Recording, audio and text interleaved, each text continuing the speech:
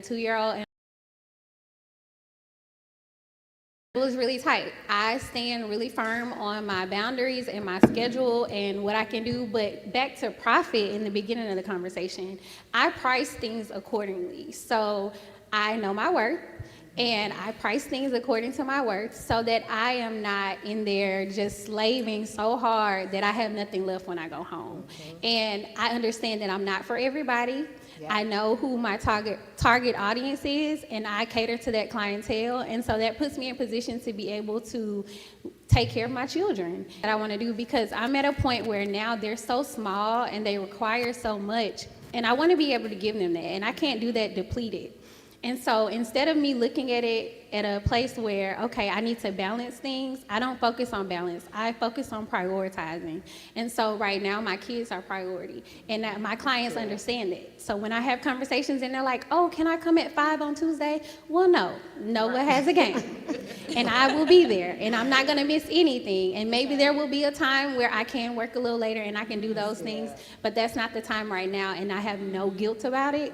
And I think that's what you really have to remember, no guilt. The money will come, and it always does, and we've been taken care of, and I have no regrets on being disciplined about my schedule. Oof, that was a lot. Yeah. That was a lot, but it was so helpful. Y'all can clap, it's good. Mom guilt is real. I could go on and on about that and about the number of hours that I worked. And trying to balance homework and all of the things. So what helped you all attract the right clients instead of just more clients? Kim earlier mentioned culture. When you are in an industry and you're creating a culture, I think in more intentional, you get the right clients that fit you. One of the things that we said last month, that all money is not good money. Not everybody is for your industry or for your business. How have you been able to attract the right clients? So it's really based upon, like Kim was saying, your target audience. Knowing your target audience, knowing the service that you provide, and knowing who you're going to provide these services to. And then also, you are who you attract, even in business. I'm sorry to say that, you're going to attract those clients based on what you put out there. And so they're going to gravitate to you. But the main thing is, don't start a business chasing money, Chase purpose, operate in your purpose, do what God has called you to do. A lot of times people do stuff because they see other people doing it or they think that it's cool or it's popular. But no, don't follow trends, follow purpose. And so when you do that, I think business aligned, clients aligned, things align when you, I say it like this, we don't chase, we attract. And so when you put yourself out there, you put your business out there, know your value, know your worth, have confidence in what you provide and what transformation you can provide to the world, and serve them like this. So. Go ahead. Yes, attracting the right clients. I would say just staying true to who you are. And like you said, everybody isn't for your business and you aren't for everyone. I am, when it comes to lashes, I like to do natural lashes. I like to do light lashes. I'm a dental hygienist, so I'm bringing the office into the shop. Like cleanliness, sterilization, everything. Some people, they like bigger lashes, thicker lashes. That's not me. So it's just being honest with who I am. I remember when I was in Atlanta servicing clients, and I was like, okay, I need to make them thicker because these girls, they like them, they're more bold. And I used to go home sad or like, dang, I feel like I've been, in some mess or something, but it's not. It's just literally like I wasn't being me. I didn't feel comfortable. I wasn't happy with my work. So like I said, your tribe will find you, and that makes work lighter, that makes work funner, that makes work happier because your clients are leaving happy and you are doing what you had to do to be a brand and image of your business. That's good. So for the entrepreneur that may feel stuck meaning they've been doing their thing for a while and they need new energy or the creativity of someone that feels stuck? And anybody can go. Okay. I've never felt stuck, but I understand because I've worked around guys that wanted to do other things more so than be a barber. I don't think that you love what you do if you feel stuck. You know, because everything is spiritual. If you feel it in your soul that you're supposed to be in a place, you will be there. I'm talking about early, late, in the middle of the night, all of that. Because it's your thing, especially being an entrepreneur. Sometimes I be up at 5 o'clock in the morning, cleaning the bathroom, mopping. You might pass by Platinum and see me in there at 3 o'clock in the morning. Not because I want to be in there, but because I gotta be in there. Yeah. They gonna come early Saturday morning. I want the shop to smell fresh, fabuloso, all of that. You know what I'm saying? So, yes. So I'm attracting people that like cleanliness. You know, they like promptness, and they have to go to church. They have to go to work. I'm attracting them. I ain't attracting the ones that that want to be popular and they come whenever they want. No, I need some people that need a haircut. I don't want no people that want a haircut. Well, let me say this, and I appreciate you saying that, and I value your point, but I want to kind of challenge it a little bit because I think that you can still be in your business that you love and feel stuck. It could be a creativity stump or something that you need to change as far as operations. Does anybody want to speak to that? I think as a creative sometimes, because like I said, when I first started the conversation, I started doing hair for fun. Like I didn't know it would take me here. I didn't think, it would develop into a profitable business. I just wanted this creative outlet. I also went to Paul Mitchell's to learn how to do color because I was like, oh, there's not any colorists here in the city, and I wanted to come back and bring that here. But I do remember having points where I left beauty school and there was this high energy and it was like, oh, I'm going to come back, I'm going to do all these creative color and I'm going to get to, and people were like, okay, I want blonde highlights. And it was like, that's it? And they were like, I want brown. And I'm like, no, I want to like do some rainbow colors and I want to do some things. And so I kind of hit like a plateau with being able to really, get that energy out. And I feel like being able to like get back to like that kid-like energy, like finding something that really stimulates you and make you excited again will help you pull you out of that funk. Because I would be like, okay, well, this isn't doing it. So what do I need to do? I need to either find someone that'll let me do it. So I would like post and say, hey, I'll do a free color if you just let me take the pictures. And like that would like revive my energy. So if you find like different sources, like, okay, I really need to get this out. Like I need to feel this again. I need to know that like I still have this skill set. Like that would always work for me. So That's good. Yeah. That's really good. Early 2000s, I had a boutique here, and it would drive me crazy if people didn't understand the fashion. But I also realized I was a little before my time.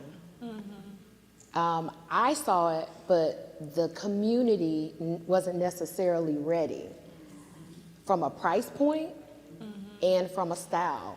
And just because I knew it, I felt like everybody else should. Well, this is what's at Bloomingdale's, whatever. And they were like, Bloomingdale's, whatever. And they were like, give us what's at Dillard's. And that's okay.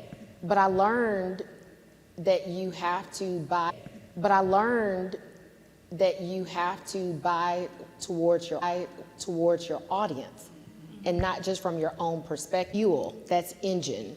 Like you have to have a space for that. So thank you for sharing that.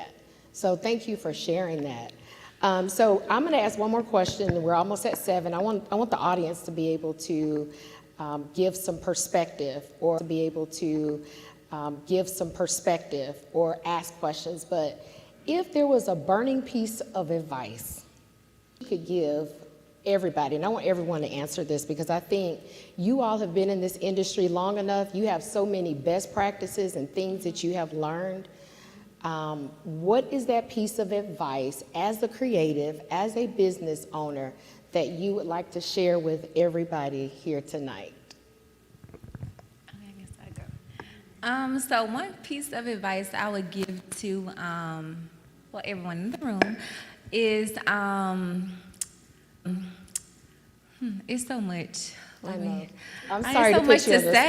spot. I know, there's so much to say. But I would say, Well, I tell first you I was, what.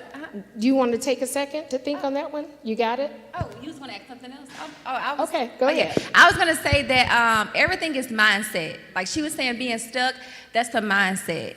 And we have to reprogram our mind. Even business, it's a mindset. Business is not just about having skills. It's not about having talent. It's actually about believing you can do it. It's about how you affirm yourself. It's about what you say about yourself and what you're doing. Because a lot of people can say this about you and that about you, but it's the voice that you, like they have this saying, it says that it's the inner me. It's the enemy. It's nothing outside of you that has you stuck. It's you that have you stuck. And so even when I started the business, people probably didn't believe in me as much as I believed in myself. But I had the faith. And sometimes you cannot wait on people to support you. You don't have to wait on people to give you handouts or whatever that you're waiting for. It's three types of people. People who wait on things to happen, people who make things happen, and people who watch things happen. Every day you get up, you got to ask yourself, what person will I be today? Because we got to get into it. And that's my motto. Thank you. That's good. That's what she said. Get into it. I would say be true to you. If you feel like, don't compare yourself to nobody. Like we said, social media it could be a good and a bad thing. You can be looking at stuff and you feel like you either ahead or you behind.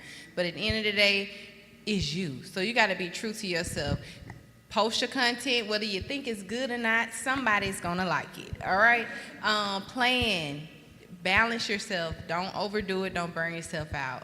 And just always, like Rainey said, believe in yourself. Because can't nobody make it happen for you but you. Okay. Being an entrepreneur, you have to sell more than one thing. You know, That's you have to good. be creative with what you're doing. Sometimes barber gets slow. I sold a car this morning. So,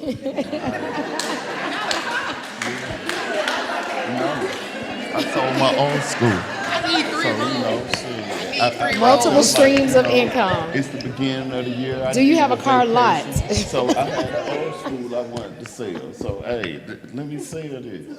Hey, get back to vacation. Multiple streams of income.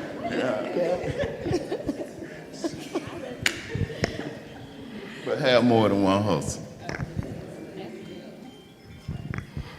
I think really being introspective and don't run from the fact that you have weaknesses. And whatever those weaknesses are, outsource, Yes. barter, whatever you have to do to be able to get somebody to fill that gap so you can fill in and do the things that you do well, like barter. If you know that you don't organize things well and you need somebody to come in and organize your systems for you, okay, how many times you need your hair done or you need your makeup done? Right. And we'll do that four times a month, okay, because I don't organize. Like, do what you have to do to be able to do what you want to do. So, yeah. Those are so good. And so I think my closing advice would be build community. Build community and have accountability partners. Those individuals that are in business or that can kind of hear where you are and that's going to be honest with you. The reason why we started this, of course, because it was funding for it, but the mixers are important because entrepreneurship is lonely. You don't know everything, and you need to be around people that are similar to you, not like you, but similar, and that have a diverse set of thinking that can say, well, have you tried this? Well, what are you doing about your accounting? Hey, I have a new app that I just tried. So staying connected to other entrepreneurs is critical, and then assessment. Because again, being reactive all the time, you need to be assess where you are and be accessible, that you can hear feedback. How are we doing? How did you find out about tonight's event? Do we need to rev up marketing? So those are two things that I would share. Did you want to share something else? No, I wanted to piggyback off what you said. building community. And when people give you advice, I look at it as a shortcut. Because if Right. Kim was to tell me today, like, Ash, you need to do this and you need to do that, instead of me looking at her like, what you telling me how to run my business? No, you have this experience, and I appreciate that. And now I don't have to take the long route. I can go straight through to my destination. Right. So be open to constructive criticism, because if a seasoned entrepreneur is telling you something, they're not trying to rule your business or run your business. I take it as they're really trying to help. Absolutely. And you have to be lifelong learners. Never stop learning. IT or tech is like one of the fastest growing industries. So what technology should you be implementing to make your business even more effective and better? And if it's not a tech, what is it? Is it a person? Hire your weakness. We always say hire your weakness. I know I don't need to do anything accounting because I will be in jail. So, no, I know what the numbers should be, but I'll let Ken handle. And then he's gonna say, can you work with strategic planning? So, that accountability is important. All right, so we have about 5 minutes for some questions or some thoughts. Was this good for y'all? That's good. Any questions for our panelists? Thoughts? Yes. Hi, everyone. First of all, thank you guys for sitting up here. I know it's hard to speak to big crowds, so I hear you pronounce pretty well. My name is Gabrielle here. I am a student at Alabama State University. I'm also an accounting intern at Jackson Thornton. I want to leave corporate. I want to do my own thing. If you could reinvest in your first business, what would be your first major investment? Ooh, that's a good one. If you could reinvest in your first business, who wants to answer? So I opened a hair store selling virgin bundles when I first started doing hair. I had a business partner. If I could go back, like the legal paperwork and like getting an attorney to draft up some documents and like get the accounting and all of that like tight, so like the separation of the business could have been smoother, like I definitely would have invested money in that. Wow, that's good. If I could reinvest, I would reinvest in facility. I started off in a suite, and then I got a bigger space to have other women in there working with me. Shout out to one of my tenants are here. I love her. And that was a joy. So I just wish I could, if I could reinvest, I would have reinvest into like a bigger salon, like going to salons like Kim's salon and having that culture. It just makes you want to, kind of open it up to more women as well, and just being able to pour into them so they can do those shortcuts instead of the long run too. So facility. I would say financial literacy. It's important in business. I started my business with my own money. And a lot of times we're not really too educated about financial literacy. And so you're really just learning as you go. And so it's like trial and error. And so, but if you have the proper knowledge, you can avoid certain mistakes. And so really investing in financial literacy, because a lot of entrepreneurs are failing financially, but they're prospering with services. Thank you so much for sharing that. I do want to announce that if you follow us or if you get the newsletter, stay close, because we are forming a partnership with Truist Bank where we will have an entrepreneurship financial literacy. I think it's 3 courses, is it, Ken? It's 3 courses. It's free. The person will come to our facility and teach it, but you have to know it. And you have to understand the tax implications, the things we don't want to know about, how you should be paying yourself, when you should take money out the business. Are you going to be on payroll yourself? How do you document what part you took out versus the part? Are you paying sales tax? Please sign up for that. Again, it's 3 courses and it's free. I think we're going to do 1 in person, 1 online, and then the 3rd one back in person. So financial literacy again, which is how we became a entity, because we saw so many businesses, especially minority businesses, if I'm honest, were struggling during COVID. They couldn't get the PPP loan because they just didn't have the paperwork in line. They didn't understand, I need 2 years of tax returns. I also need to show what 1099, who was a W-2. They just didn't know. And so now that we have the resources, all of our services are free. All of our services are free. At some point, that's gonna run out. So get all you can right now and can all you get. Yeah. Any other questions? Yes.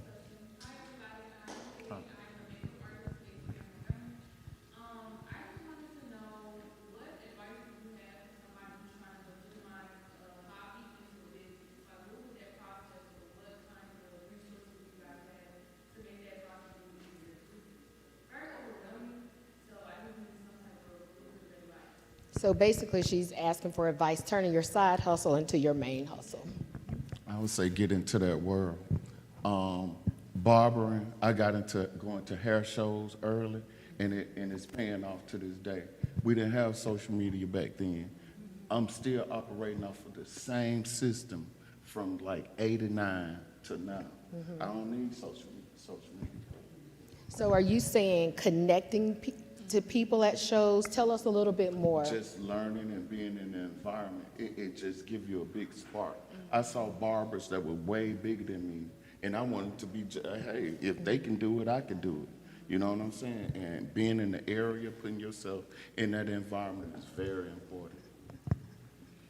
Thank you for that. Speak to her as a makeup artist.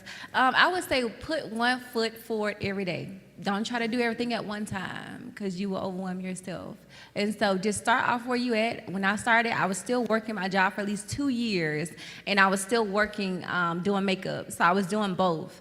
And then until you have built your clientele up, until you have, made enough money that will sustain you, your business and your personal expenses, then you take that step out to do it full time. But you don't have to do it full time right now. You can go through a process. It's definitely a process, but trust it. And don't compare your journey to anyone else if they're doing it full time, but just run your own race.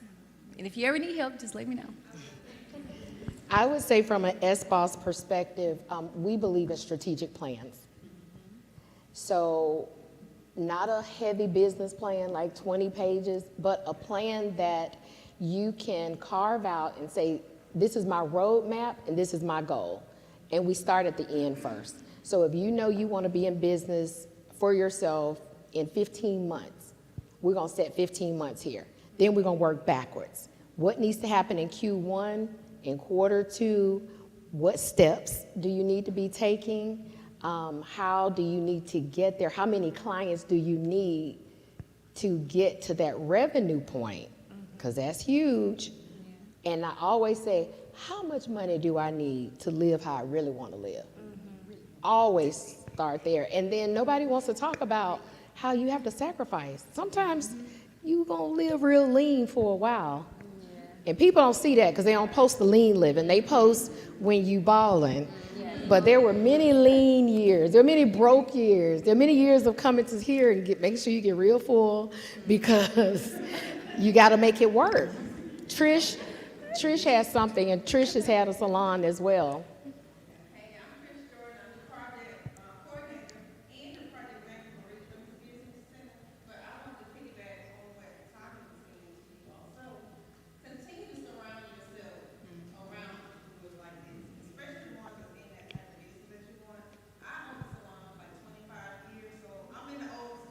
I consider myself old school. I still do hair part-time, but I surround myself around people like Tommy and other people that are in the hair industry too. So continue to do this right here.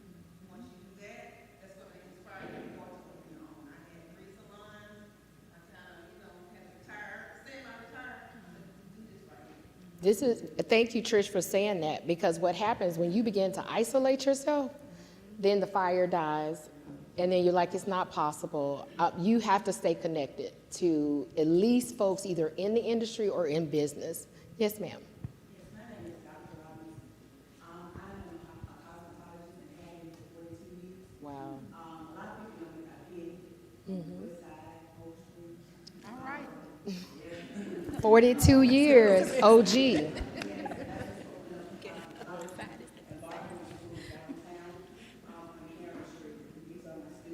Wow.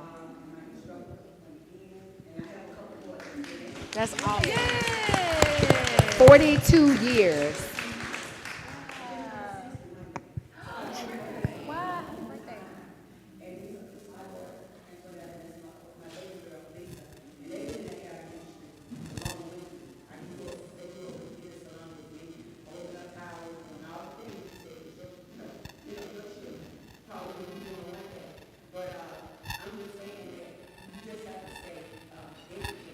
Yes.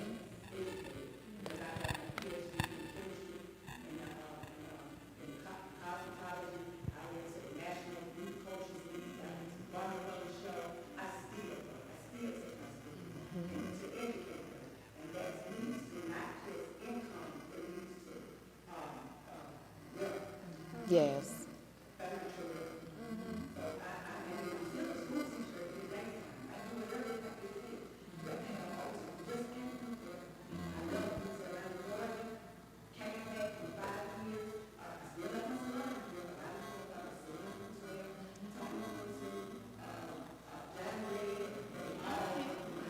Wow.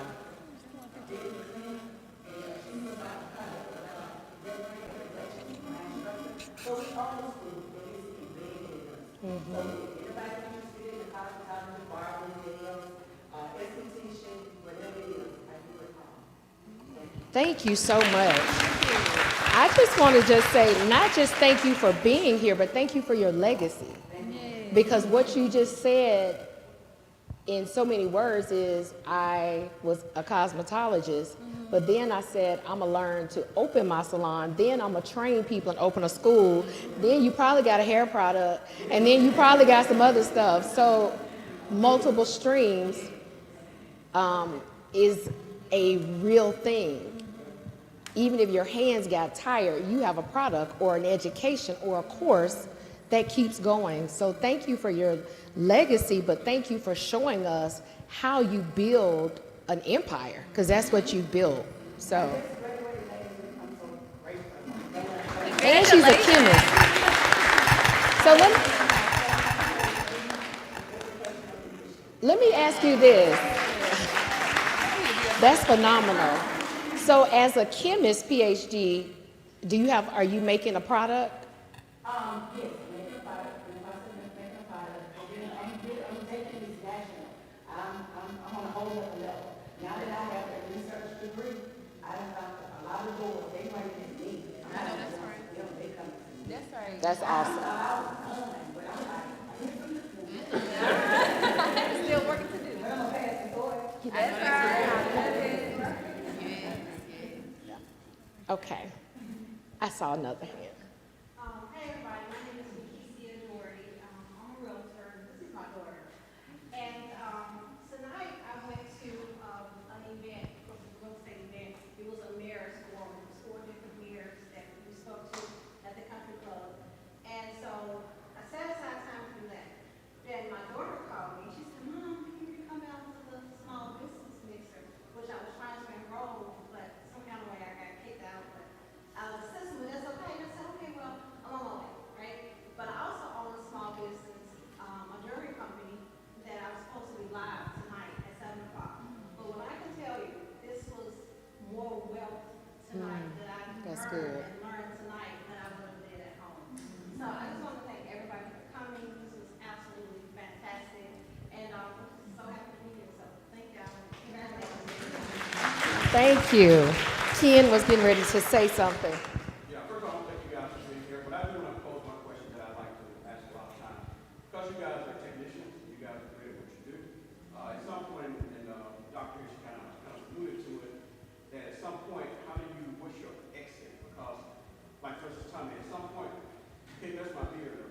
So I'm trying to what you're going to do in order to build that legacy to grow that business so you can't hold those clippers anymore and that kind of thing. You're running a business now, and you're not necessarily the talent, and you're not always the best one in the shop. So how do you, I mean, this question is really for everybody. I just don't tell you because I don't get my hair done. So this question is actually for all you guys. Okay, I'm gonna answer first. I'm gonna keep going, man. Check this out. Owning a barber shop, having people working for you, you have to treat them right. You have to keep none of my talents. I make sure I spread it, and the guys they love it because they keep learning, and I train them to open their own shops as well. I have a lot of guys that has their own shop that came from under me, and I love it. So I'm planning on owning the shop forever. Okay. So that's residual income, Yeah. that's booth rent, Yes, and those type of things. Yeah. Anybody else? 3 words: earn, learn, return. Like she was saying, at some point you got to pass the torch. So once you earn enough, keep learning, and then you need to return on everything that you have learned and invested, and pay, and give it back to other people, your community and stuff. Keep it going. So like I said, I'm like trying to dibble and dab now and learning as I go. So once I do get to that point, I have it down packed, the financial part of it and all that good stuff, such as renting out spaces and having tenants and learning that situation. I also, like I said, I'm a dental hygienist, very proud dental hygienist, and one day I will be a doctor, a dentist. So I will have my doctor's office and I will have my lash business here. Side by side, it'll be a plaza. Y'all remember that now. Y'all come see me, come see me. But yeah, so that's my retirement plan, being a dentist and as well as still pouring into the youth or anyone else who may have a passion in beauty. Kim? So I would like to get into education. My plan is to be able to do the same thing and just pay it forward, everything that I've learned.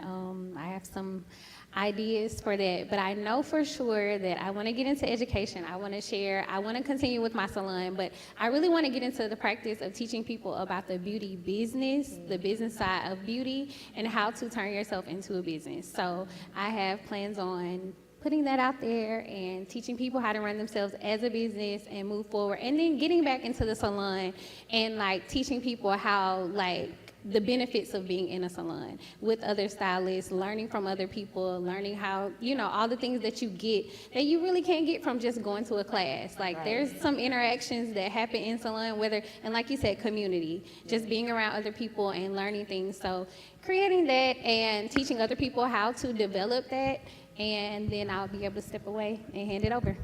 So you all know that when you see these people like Sarah Blakely and different folks hold master class, consider you a master class, because you are at a place that people will pay to hear from you. And master class is a great way to pass it on. $99, record, come learn from me. And everything is not a charge, but your talent is a wealth of talent.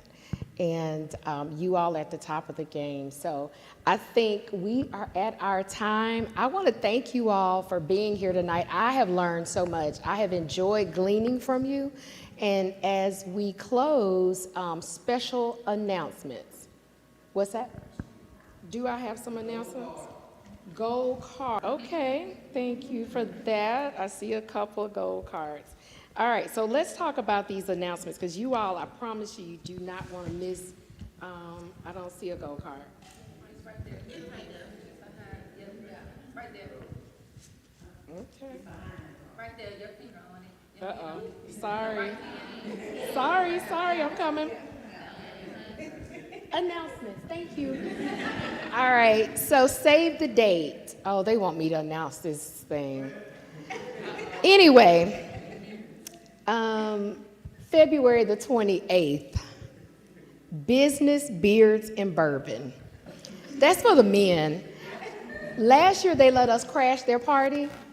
Can we crash it this year? 4 o'clock. So 23 Court, the cigar bar, the men of S-Balls have rented out the whole facility. They act like it's such a big deal, but it is for them. They're gonna host a really fun day, and I really enjoyed seeing it last year. Business, Beards, and Bourbon. Is it cost to come? It's free? We have between 1 and 1:30, we have the VIP experience, and we have a $35 charge for a bourbon tasting. At 1:30, we open it up, there's no charge there. You do get a couple of things, cigar, maybe a libation, whatever your drink of choice would be.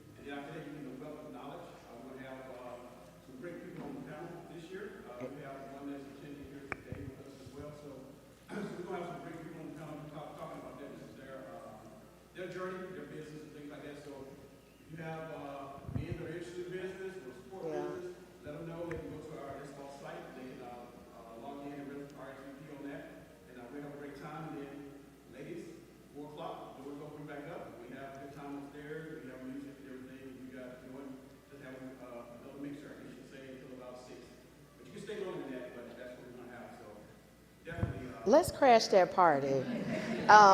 But Women's History Month is coming up, so I'll be rolling out some special stuff for women in business because we have to celebrate each other, but not to rain on their parade. Then March 18th is the next mixer. Please note your calendars. March 23rd, we have an upcoming cohort. Strategic planning, or if it's financial, once you take the diagnosis, those are the